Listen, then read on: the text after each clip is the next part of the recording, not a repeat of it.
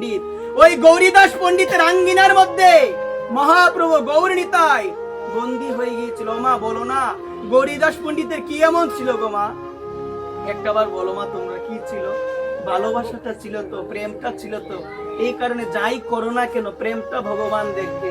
আর যেখানে হিংসা থাকে সেখানে তো প্রেম থাকে না মা। একটা কথা আমি বলছি, কথাটি একটু মনোযোগ সহকারে লক্ষ্য করো। আমার প্রেমের ঠাকুর শ্রীমান গৌরাঙ্গ মহাপ্রভু, শ্রীমান গৌর হরি কলিযুগে এসেছে, অস্ত্র ধারণ করে না। 3 যুগ, সত্য যুগ, ত্রেতা যুগ, দাপর যুগ, অস্ত্র ধারণ করেছে। ওই অস্ত্রের মাধ্যমে অসুরদের নিধন করেছে।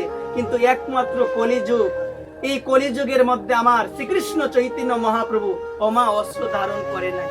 অস্ত্র ধারণ করে না, হিংসা শিক্ষা দেয় নাই, অস্ত্র ধারণ করে নাই, প্রেমের শিক্ষা দিয়ে গিয়েছে। কি বলছেন?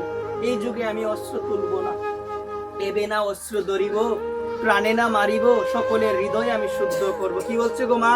এই যুগে আমি অস্ত্র ধারণ করব না, এই যুগে সবাইকে আমি প্রেম দিয়ে উদ্ধার করব।